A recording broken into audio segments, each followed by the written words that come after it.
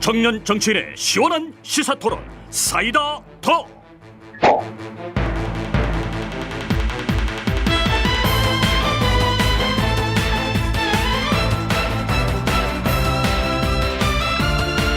(22대) 총선 사전투표라는 전반전을 마쳤고요. 이제 본투표인 후반전을 이틀 앞둔 상황입니다. 역대 총선 최고치를 기록한 사전투표율, 거대 양당은 상대를 심판하려는 민심이 들끓은 결과라는 입장인데요. 오늘 오후 6시를 기준으로 총선까지 남은 시간은 30시간. 청년 정치인들은 민심의 흐름을 어떻게 읽고 있을까요? 오늘 사이다톡에서 이야기 나눠보도록 하겠습니다. 함께해 주신 네 분 돌아가면서 자기소개부터 한번 해주실까요? 네, 안녕하십니까. 국민의힘에서 상근 부대변인 맡고 있는 강사빈이라고 합니다. 반갑습니다. 예, 평범한 시민들이 중심이 되는 정당을 꿈꾸고 있는 민심동행의 신인규입니다. 반갑습니다. 네, 처음 뵙겠습니다. 민주당 상근 부대변인 맡고 있는 선다윗입니다. 네, 안녕하세요. 개혁신당 으뜸당원 김용호 변호사입니다. 네, 오늘 소개 문구부터 예사롭지가 않은데 저희가 순번을 정하지 않아도 희한하게 여당 분들이 항상 먼저 얘기를 해주시더라고요. 오늘도 강사빈 부대변인님 인사 먼저 시작을 해봤고 지난주 금요일과 토요일 이틀간 사전투표가 실시됐습니다. 저는 첫날 바로 투표를 했는데 이 중에 사전투표 마치신 분 계실까요? 네, 저도 사전투표. 전 아직 안 했습니다. 반은 하시고 반은 저도 아직 첫날에 안 했습니다. 세 분이 네. 마치셨군요. 김용호 전 공관위원님은 본투표 날. 아쉽게도 제가 사는 서초갑에 저희 개혁신당 후보자가 없어가지고 조금 더 심사숙고를 하고 있습니다. 그러시군요. 네, 사전 투표 하신 날 분위기나 이런 거 어떻게 느끼셨는지 궁금하네요. 현장 어떠셨습니까? 예, 저는 압구정동에 가서 이제 사전 투표를 했는데요. 이제 아무래도 보수세가 좀 강한 지역이라서 좀 궁금했어요. 그러니까 투표율이 높다 그래서 과연 압구정동에서도 높게 형성이 될까, 그러니까 줄이 서 있을까를 하고 갔는데. 의외로 줄이 없더라고요. 그래서 제가 둘째 날 오후 한 3시쯤에 가서 투표를 아주 빠르게 거의 5분 안에 하고 나왔거든요. 그래서 아마 지역별로는 조금 편차가 좀 있지 않을까라는 생각이 듭니다. 저는 첫째 날 점심시간에 이렇게 사전투표를 하러 갔는데 저는 제가 살고 있는 지역 여기 중구, 대구 중구에서 이렇게 투표를 하고 왔거든요. 근데 대구가 항상 보면 사전투표율이 굉장히 낮은 지역입니다. 이번에도 가장 낮게 나타났어요. 그렇죠. 근데 그럼에도 불구하고 제가 투표했던 지역에서는 그 3층이 이제 투표장이었는데 1층부터 3층까지 줄이 계단으로 이렇게 쭉 다 늘어서 있었습니다. 근데 그거 보면 이게 다른 지역에서 놀러 오시는 분들이 하고 하시는 건가? 아까 대전, 대구 투표소는 예. 길었지만 예. 관내 투표가 아닐 수도 있는. 그렇죠. 왜냐하면 저는 관내 투표를 진행했으니까 저 같은 경우에는 줄 없이 바로 들어갔고 그 네. 뒤에 줄 늘어선 분들은 굉장히 많았다. 그리고 확실히 이 어떻게 보면 연령대로는 좀 젊은 분들이 이렇게 좀 적극적으로 와서 하시고 투표 인증샷을 남기시고 그런 모습을 많이 봤던 것 같습니다. 네, 선다입 부대변인님은 어떠셨어요? 네, 저는 이제 강북을 선거유세 도와주러 올라갔다가 용산 한강로동에서 투표를 했거든요. 예. 용산도 되게 보수적인 지역이지 않습니까? 근데 관외하고 관내하고 이렇게 나눠져 있는데 그렇죠. 관외 투표자들은 굉장히 줄이 길게 서 있더라고요. 젊은 분들도 많이 오시고. 그래서 왜 그런가 봤더니 동사무소 앞에 벚꽃이 이렇게 예쁘게 이렇게 개화가 돼가지고 있더라고요. 예. 그래서 꽃구경 오시면서 투표하시지 않았나. 어. 근데 젊은 분들이 많이 오시면 아무래도 저희 당에 조금 유리하다고 생각을 하고 예. 희망의 회로를 좀 돌리고 저도 투표를 예. 마치고 왔습니다. 꽃 구경과 이렇게 투표를 상관관계를 얘기해 주시는 해석은 굉장히 독특하네요. 알겠습니다. 아까 잠깐 얘기해 주시긴 했는데 네. 뭐 지역별로도 사전 투표율 차이가 많이 났습니다만 일단 사전 투표율이 31.28%로 총선 사상 최고치를 기록했습니다. 지난 총선 사전 투표율을 4.6% 포인트 웃도는 수치거든요. 여야 모두 자신들한테 유리한 결과라고 얘기는 하고 있는데 여기 계신 네 분은 역대급 사전 투표율에 담긴 의미 어떻게 보시는지 한번 들어보고 싶어요. 네, 이게 본투표까지는 못 기다리겠다. 정부 여당의 발목을 잡는 이 거대 야당을 빨리 심판해야 된다라는 정서가 이제 저희는 이번 이 높은 사전 투표율에 반영이 된 것이 아닌가 하고 보고 있고요. 한동훈 위원장이 요새 유세를 다니면서 가장 중요하게 하는 말들이 결집을 해야 된다 이겁니다. 근데 일반적으로 원래 이 보수 정당의 지도부가 대구나 경북 같은 지역에 많이 오지 않습니다. 근데 이번 선거는 유독 많이 오셨습니다. 물론 거기에 격전지들이 조금 있다라는 명분은 있지만 어쨌거나 대구와 경북 지역 같은 텃밭 지역에서까지 모여서 계속 냈던 메시지들을 살펴보면 결국 뿌리는 이 보수층이 결집을 해야 된다. 네. 우리가 단순히 결집해달라고만은 안 할 테니까 이번 한 번만 확 밀어달라.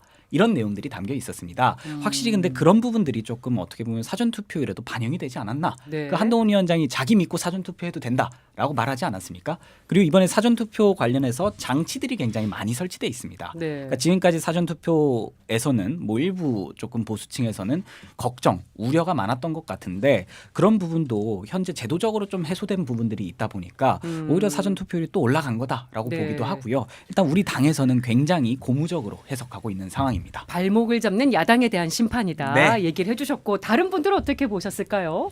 근데 우선은 이게 심판이라는 것이 사실은 본질적으로 선거를 통해 가지고 정치인들에 대한 성적표를 국민들이 주시는 거 아닙니까? 그렇다면은 한동훈 위원장을 비롯한 정부 여당은 2조 심판, 그러니까 이재명 대표와 조국 네. 대표를 심판하자라는 것이고 국민들의 대다수는 윤석열 대통령에 대한 부정평가가 높기 때문에 소위 말하는 이채양명주라고 하는 이태원 참사 그리고 최수근 상병 관련된 네. 의혹들 그다음에 명품백, 뭐 양평 고속도로 주가 조작 이런 부분에 대해서 현 정권을 심판하자라는 이 두 가지 심판이 지금 동시에 이루어지고 있는 거거든요. 물론 이제 투표함을 다 열어봐야 우리가 알 수 있겠습니다만은 객관적인 수치만 놓고 보면은 지난 총선의 사전 투표율 26%보다는 지금 한 4, 5% 올라간 건 사실입니다. 그렇기 때문에 4, 5%에도 많은 국민들이 하여튼 누군가를 심판하러 지금 나오고 있는 거거든요. 근데 저는 심판의 본질을 생각해 볼 때는 2조 심판이라고 하는 이미 지나간, 그러니까 지난 대선 때도 문재인 정권과 이재명 후보에 대한 정치적 심판을 한번 했기 때문에 네. 그걸 또 한 번 하러 국민들이 나올 것이냐, 아니면 아직도 집권 이후에 한 번도 제대로 된 선거를 통해서 평가나 심판을 받아보지 않았던 윤석열 정권, 그러니까 이채양면조 심판을 받을 것이냐. 네. 저는 후자의 가능성이 훨씬 더 높다라고 보거든요. 정권 심판일 가능성이 높다. 그 선거의 본질이 그러하니까요. 그래서 저는 지금 뭐 양당에서 다 사전 투표도 미리 해달라고 다 광고도 많이 한 상태이기 때문에 많이들 지금 나오신 건 맞거든요. 근데 네. 그 심판의 본질상은 저는 현 정권에 대한 심판의 여론이 훨씬 더 높을 수밖에 없다. 저 네. 그렇게 생각합니다. 안 그래도 민심 동행 위원장이시니까 정말 민심과 동행하시는 것 같은 해석이라고 저는 생각을 합니다. 노력합니다. 예. 아까 위원장님께서 이채양명주 말씀을 해주셨는데 사실 저희 당에서 만든 용어거든요. 그렇죠. 예. 이태원 최수근 상병 그리고 양평 고속도로 명품 가방 수수 그리고 주가 조작 의혹. 사실 윤석열 대통령 취임 이후에 한 번이라도 긍정평가가 부정평가보다 높았던 적을 저는 기억하지 못합니다. 예. 항상 부정평가가 높았던 대통령이고요. 그리고 무엇보다 지금 물가 문제가 굉장히 심각합니다. 이런 거에 대한 국민 분노가 있기 때문에 야당 심판이라는 거는 조금 추상적으로 허상과도 같이 국민들께서는 들리셨을 것 같고요. 일단 무엇보다 대통령께서 대파 가격이 875원이면 합리적이다. 이 발언 이후에 국민들이 이제 성남 민심에 더욱 불을 부었기 때문에 발목 잡는 야당을 심판하는 것이 아니라 국민 경제 발목 잡는 여당을 심판하려는 그런 국민께서 네. 하루를 못 기다리고 먼저 나오셨다. 저는 그렇게 생각합니다. 예. 근데 확실히 요새 내부에서도 위기감은 분명히 존재하는 것 같습니다. 근데 그것 때문에 오히려 저희의 결집이 더 탄탄해질 수밖에 없다. 오히려 그런 분석을- 역으로. 예. 왜냐하면 이게 지금 후보들 역시도 같이 계속해서 이 사전 투표를 독려하고 있어요. 예. 그러니까 한동훈 위원장도 얼마 전에 말씀하셨지만 이게 두 번의 게임이 있는데 한 개의 게임에서 완전히 밀려버리면 다른 한 개의 게임에서 잘해도 힘들 수 있다. 네. 그러니까 그 정서가 지금 후보들을 통해서 이렇게 유권자들께 전달되고 있다 보니까 우리 당을 적극적으로 지지하는 층들이 오히려 많이 이렇게 결집해서 나와주셨을 것이다라고 해석을 하고 있는 겁니다. 개혁 보수를 지향하시는 개혁신당에서는 어떻게 보셨을까요? 저희가 사회적 보수를 지향하고 있는데요. 사회적 보수. 약간 개혁 농담, 보수는 제가 지향합니다. 농담 반으로 이제 강 대변인님께 말씀하신 것처럼 이게 관외 선거가 줄이 훨씬 길잖아요. 특히 지난 주말이 이제 벚꽃 축제 기간이어가지고 나들이 나오신 김에 투표를 하신 분들이 꽤 많았기 때문에 그런 측면에서 좀 투표율이 좀 올라가지 않았나 싶기도 하고 네. 좀 분석적으로 좀 말씀을 드리면 우리 그 신인규 위원장께서 말씀하신 것처럼 그 지금까지 정부가 사실 잘한 게 없어요. 사실 이제 뭐 최근에 우리나라 상황 자체가 뭐 코로나부터 이태원에 이어서까지 계속 위기 상황이 굉장히 많았는데 그때마다 정부 여당이 제대로 대처하지 못했다. 이런 부분들이 굉장히 많기 때문에 이런 위기 상황에서 정부와 여당이 우리의 삶을 지켜주지 못한다라는 걸 느꼈을 것 같아요, 국민들이. 그래서 예. 아까 반대적 의미에서 국민들은 정치적 효능감이 어떤 것인지에 대해서 직접 체험을 하셨다라고 보고 그만큼 정치에 더 관심이 높아지고 이 투표로 본때를 좀 보여주겠다라는 라고 하시는 분들이 꽤 많았던 것 같습니다. 그리고 저는 네. 요 결집 관련해서 저도 짧게만 한 말씀 보태면은 이번에 지금 사전 투표율이 31.23%잖아요. 네. 그럼 지난번 총선에서는 사전 투표율이 26%가 했는데 최종 투표율이 66%였습니다. 그럼 네. 본 투표를 40%가 했다라는 거거든요. 그렇죠. 그럼 단순 산술적으로 이번에도 40%를 여기다 보태면 71%가 나와요. 굉장히 높아질 수도 있는 이게 총선에서 전망? 70%가 넘는다는 거는 보통 엄청 대선이 높은 거죠. 70%를 넘는 거고 엄청난 거거든요. 그래서 제가 우리 강사빈 대변인처럼 생각할 수도 있겠습니다만은 이게 70%가 넘어가면은 양쪽 진영의 결집이 무색하리만큼 그냥 중도층 표심이 다 덮어버리는 겁니다. 그래서 저는 결집의 의미는 크게 의미가 없는 그 정도의 높은 수치의 지금 투표율이 나오고 있기 때문에 예. 전 이것이야말로 정말 민심의 평가를 이번에 현 정부가 아주 냉정하게 받아볼 저는 유일한 기회다라고 생각을 합니다. 이번에 그 지역별 사전 투표율 얘기도 해봤으면 좋겠는데 호남은 높고 영남은 낮은 호고 영저 현상이 뚜렷하게 나타났습니다. 전남, 전북, 광주는 30-40%대였는데 대구는 25.6%로 가장 낮았고 부산, 경남, 경북 다 평균을 밑돌았습니다. 이 지역별 차이는 어떻게 보세요? 이게 뭐 전통적인 지역 기반을 토대로 해석할 수밖에 없는 것 같아요. 그래서 먼저 여당과 정부의 약간 전통적인 지지층이라고 할 수 있는 TK 지역에서는 이게 할 말은 많지만 하지 않고 투표할 의지 자체가 좀 사라져버린 그런 상황을 좀 반영하는 게 아닌가 싶고, 반대로 이제 호남 지역의 경우에는 아, 선거일 빨리 와라, 우리가 본때를 보여줄게라는 의미의 선거를 좀 하지 않으셨나 싶습니다. 네. 원래 대구는 본투표의 고장입니다. 아, 그렇습니까? 원래 대구 같은 경우에는 전통적으로 본투표 때 이렇게 힘을 모아서 하는 거고요. 그다음에 뭐 김영우 위원님 말씀 주신 것 중에 조금 의미 있다고 생각되는 부분은요. 대구 같은 경우에는 이미 대세 내지는 당선 가능성이 너무나 이렇게 격차가 크게 정해져 있는 지역 아닙니까? 보수 텃밭이니까. 네, 그렇다 보니까 선거에 재미가 좀 없습니다. 그러니까 선거 자체에 어떻게 보면 나와야 되는 노이즈, 공방, 경론 이런 것들이 전부 실종되어 있기 때문에 사실 투표할 맛이 좀 나지는 않는다라고 평하시는 분들도 분명히 계신다라고 예. 볼 수 있을 거고요. 대구 보면요, 민주당에서 후보를 안 낸 지역이 상당히 많습니다. 그게 이제 뭐 야권 단일 후보라고 하지만 사실상 대구에서 민주당으로 이렇게 뛰실 수 있는 분들이 많지 않은 게 현실이거든요. 당선 가능성이 높지 않으니. 그렇다 보니까 이 유권자들 입장에서는 사실 표를 행사할 때 효능감 자체가 떨어질 수밖에 없는 지역이긴 하다. 이 말씀은 드리고 싶습니다. 예. 다른 분들은 지역별 차이 어떻게 보셨을까요? 근데 아무래도 이번에는 사전 투표를 양당 모두 다 아주 동료를 강하게 했기 때문에 그렇습니다. 저는 뭐 양당에서도 별 거부감 없이 다 쏟아져 나오셨다라고 일단 생각을 하고요.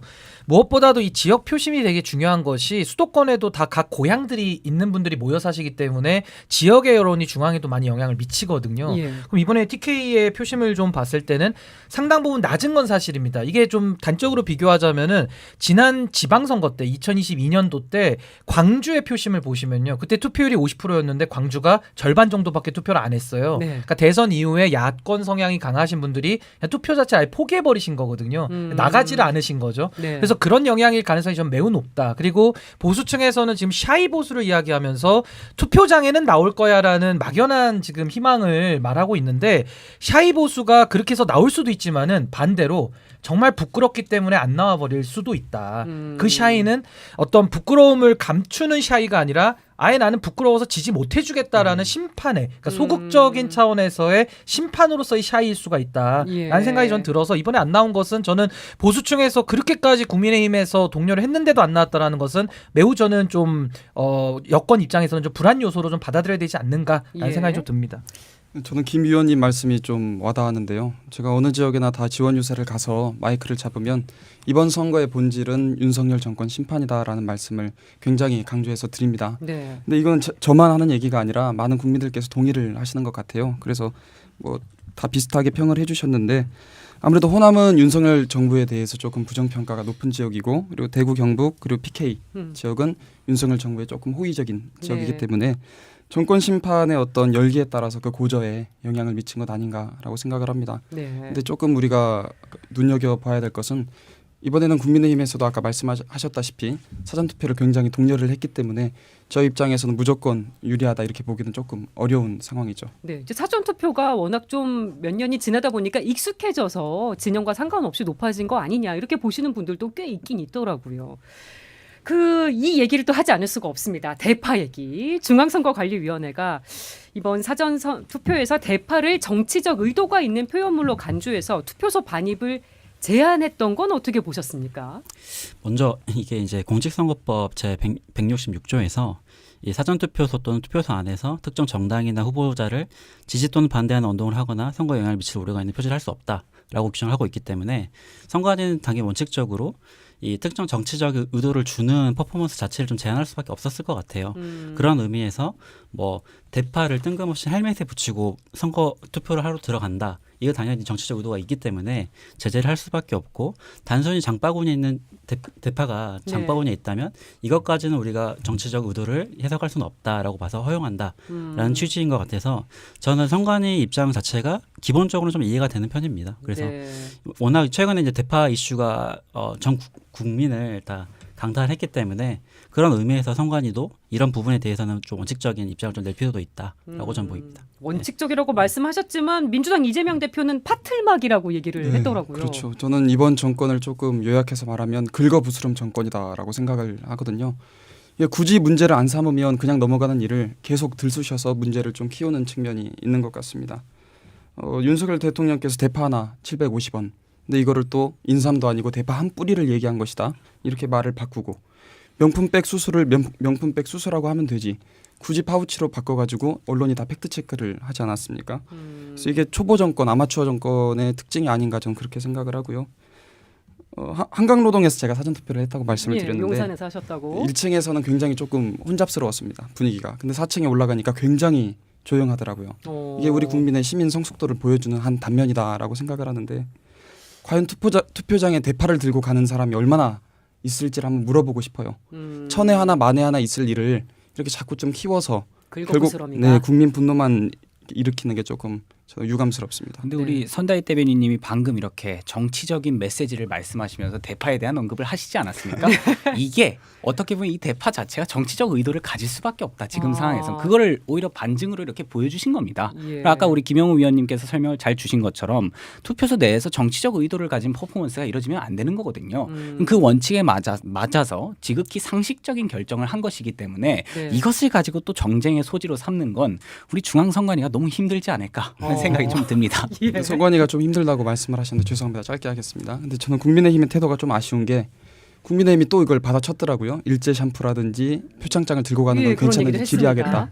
이게 제가 이제 예배 마치고 나오면서 긴급 텔방에 공유된 걸 봤는데 여당이라면 조금 폭넓고 수용 가능한 모습을 보여줘야 되는데 똑같이 눈눈이로 가고 있거든요. 근데 그런 여당의 속 좁은 모습을 국민들한테 다 보여주고 있으면서 선관위 힘들게 하는 거는 사실 여당 아닌가 좀 그렇게 생각합니다. 예. 그러니까 저는 그 김춘수 시인의 꽃이라는 시가 떠올랐는데 그 의미 부여를 할 때, 그러니까 이름을 붙여줄 때부터 의미가 생성이 되는 거거든요. 네. 이름을 안 붙여주면은 의미가 생성될 일이 없는 거예요. 그러니까 이번에도 대파를 가지고 야당에서는 그 대파가 뭐 대단하겠습니까? 그냥 채소 중에 하나, 식물 중에 하나일 뿐인데 뭔가 물가가 지금 뛰고 있는데 정부가 잘 물가 관리 못하고 있다라는 정치적인 메시지일 뿐이거든요. 대파 자체가 중요한 게 아니고. 대파는 죄가 없다. 그렇죠. 근데 네. 지금 정부 여당은 하는 일을 늘 보면 대파 자체에 집착을 합니다. 그게 한 뿌리니 뭐니 이런 식으로. 그러니까 물리 해석이 안 이루어지는 거죠. 의미를 파악을 해야 되는데 단순히 물리적으로 접근해서 그 의미 자체에만 너무 집착하다 보니까 전 이런 현상이 나왔다고 보고요. 네. 결국에는 이게 전투에서는 이기지만 전쟁에서 지는 것과 전 유사하지 않는가. 굳이 긁어부스럼을 내면서 너무나도 국민들의 정서를 읽지 못하는 하나의 그런 정무적인 판단이 매우 부족한, 저는 그 단면을 보여줬다라고 생각이 듭니다. 어떤 유권자는 이제 대파를 제한시키니까 디올백을 얘기하면서 디올을 종이 가방에 이렇게 써서 투표를 한 분들도 있었어요. 요건 어떻게 보셨습니까? 그러니까 저는 그런 의도가 정치적으로 하겠다라는, 예를 들어 진짜 디올백이 아니라 종이백에다가 디올을 써서 정치적인 의사표시를 하려고 하는 사람이 왔다 그러면 그 개인에 대해서 규제를 하면 되는 거예요. 근데 그걸 갖다가 뭐 파는 되고 대파는 되고 뭐는 안 되고 또 쪽파는 어떠냐, 또 디올이 되면 디올이 안 되면 뭐 버버리는 되냐,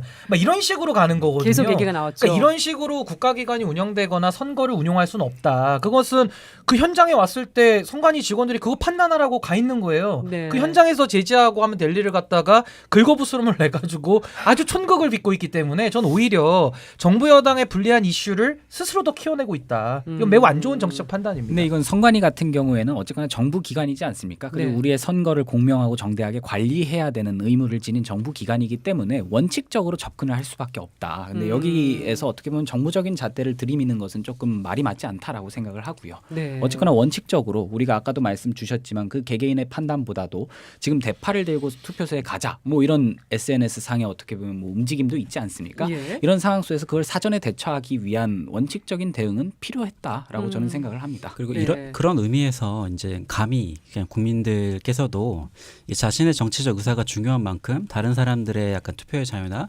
정치적 의사도 중요하기 때문에 네. 이 투표소 인근에서만큼은 조금은 서로 존중하는 모습을 좀 보여줬으면 좋겠습니다. 네. 정중동의 말씀을 해주신 것 같습니다. 그래서 신당의 기능이죠 이게. 합리적 또 보수네요. 깨알은 것까지 해주셨고요. 윤석열 대통령이 부산 강서구에서 사전 투표를 했습니다. 이제 근처 일정을 갔다가 투표를 했는데 민주당은 이제 이걸 두고 선거 개입의 신기원을 열었다 이런 논평을 했더라고요. 대통령의 사전 투표는 어떻게 보셨습니까? 네. 저희 당에서 이렇게 딱 잘라서만 놓고 보면 뭐 투표한 것 자체만을 문제 삼는 것처럼 보이는데요. 사실 그런 건 아니고요. 윤석열 대통령께서 전국을 돌아다니면서 수백조 이상의 현금성 공약을 내셨습니다. 민생 토론회 얘기하시는 네네. 거죠? 그렇기 때문에 그것이 문제가 되고 그런 행동을 하셨던 대통령께서 야당의 문제 제기에 대해서 아무런 거리낌 없이 계속 하시니까 저희가 거기에 대해서 조금 좀 의심을 가지고 보고 있다라는 것이고요. 네. 대통령께서 뭐 투표를 어디에서 하시든지 저는 그거는 전혀 문제될 것이 없다라고 봅니다. 아무래도 부산이 조금 후달리셨겠죠. 대통령께서는. 그런 그러니까 배경도 있지 부산으로 가시지 않았을까 않았을까. 보시는 거고. 아유 그렇게 치면 민주당에서 전직 대통령이 부산에 나가가지고 직접 이렇게 파란 옷을 입고 지원 유세를 해주셨는데 민주당 자체도 그런 식으로 접근을 하면 안 된다. 이걸 정쟁의 소지로 삼으면 안 된다는 거죠. 그러니까 예. 뭐 사전 투표를 하고 민생 토론회를 하고 이것은 지극히 대통령이 할 수 있는 직무 범위 내에서 분명히 한 것이라고 생각하고요. 네. 그다음에 대통령이지만 또 개인 자연인의 한 사람 아닙니까? 그 개인으로서 사전 투표를 할 수 있는 것 역시 당연한 부분이라고 생각하는데 이것을 책 잡아서 선거 개입을 한다 이런 식으로 해석하면요.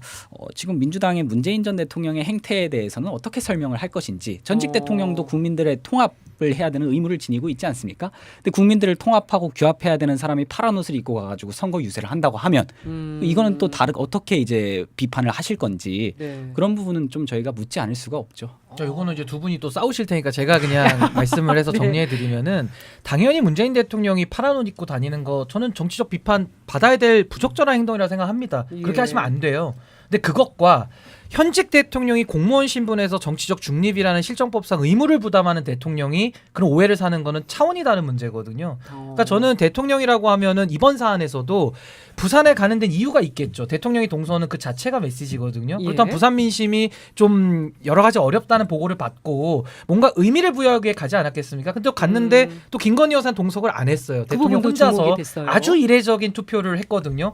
그러니까 이건 아까 그 대파를 갖다가 선관위가 들쑤신 거랑 비슷한 논리인 겁니다.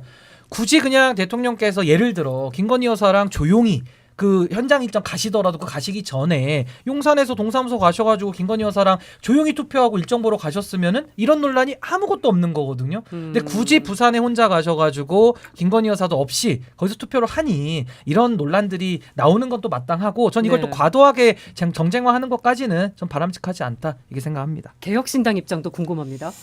뭐 마찬가지로 당연히 자연인으로서 뭐 그 업무 일정에 따라서 사전 선거 당연히 할 수 있는데요.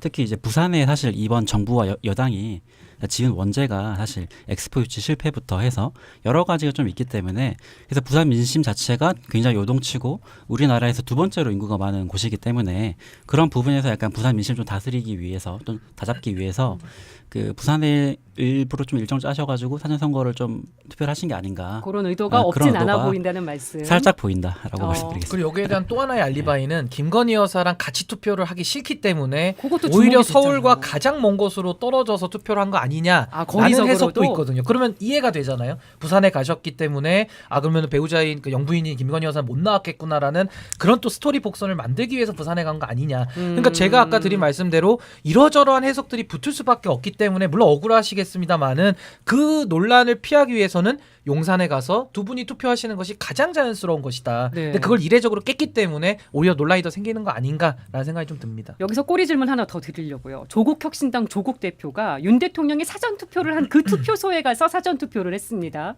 이거 어떻게 보셨어요? 뭐 여기는 조국 혁신당이 없으니까 약간 뒷담 까는 것처럼 들릴 수도 있겠지만 저는 약간 지우개 효과가 있었다고 봅니다. 만약에 어. 조국 대표께서 가시지 않았더라면 계속해서 대통령이 투표했다, 부산에서 투표를 했다라는 것이 보도가 됐겠죠. 근데 조국 대표가 거기에서 투표를 하는 바람에 묻혀버렸습니다.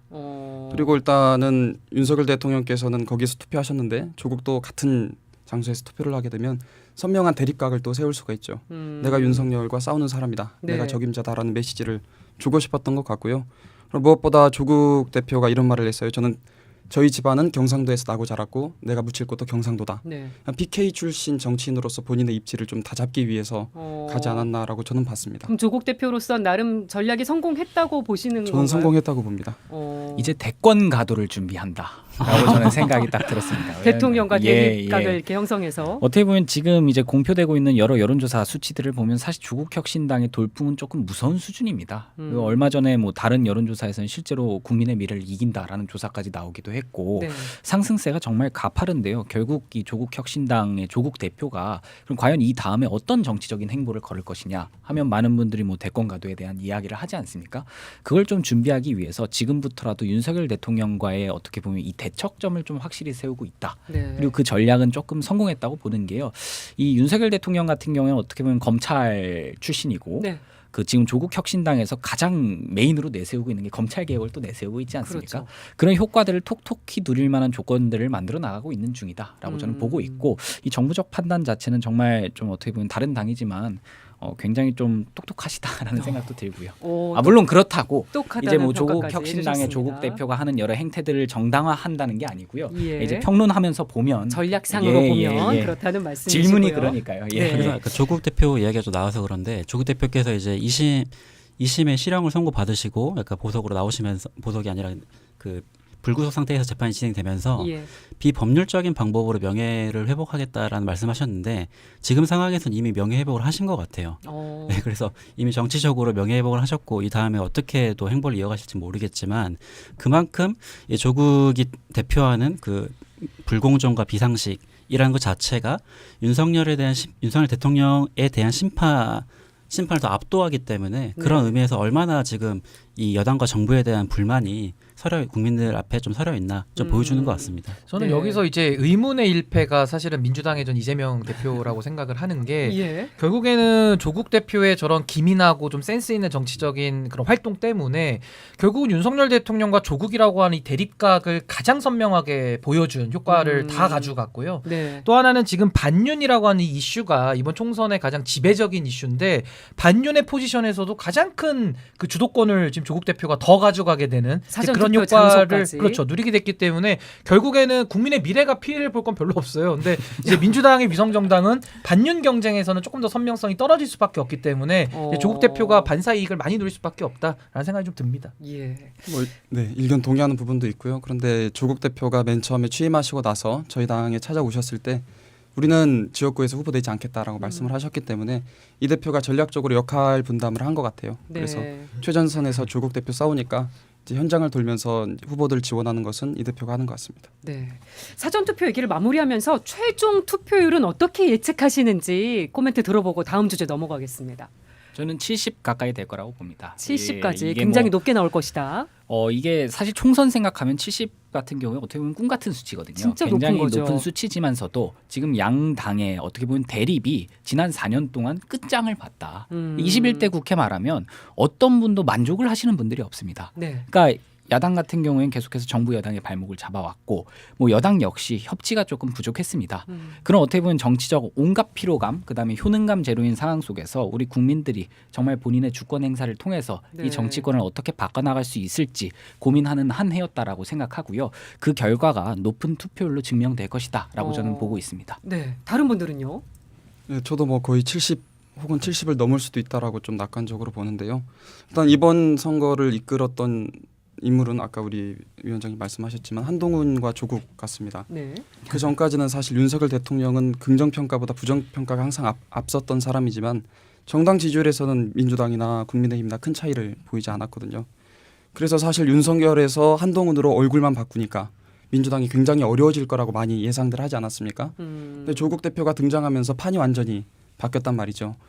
안 그래도 윤석열 대통령 참 정치 못하는데 우리가 조국이라는 사람이 왔으니 저 사람 믿고 한번 투표를 해보자라고 하는 중도층 혹은 우리 당 강성 지지층들이 계시기 때문에 이번 선거에서는 조금 투표율이 높게 나오는 것도 기대해 봄직하지 않나 이렇게 네. 생각합니다. 그리고 저도 이제 그 사실은 지금 정치권에 대한 국민적 불신이 매우 높기 때문에 사실은 정치 혐오 때문에 투표를 많이 안 하실 것 같거든요. 네. 근데 저도 사실은 그런 비슷한 생각을 많이 했는데 지난 국민의힘의 그 3구 전당대회 때 보면은 그때 당원들이 가장 역대급 그 소위 말하는 좀 혐오가 심한 그런 전당대회였는데도 투표율이 최고를 경신할 정도로 높게 나왔어요. 예. 그래서 참 이게 분노의 힘이 세구나라는 걸 저도 다시 한번 느꼈는데 이번에도 저는 투표율이 그런 차원에서는 저도 70%를 넘는 역대 최고로. 역대 최고로 저도 그래서 한 71% 저는 플러스 마이너스로 해서 형성이 좀 되지 않을까. 근데 70%가 총선에서 넘는다라는 것은 어마어마하게 투표를 많이 했다라는 것과 마찬가지입니다. 다들 지금 높게 예상하고 계신데 예, 저도 마찬가지로 70%는 거뜬하게 좀 넘길 것 같아요.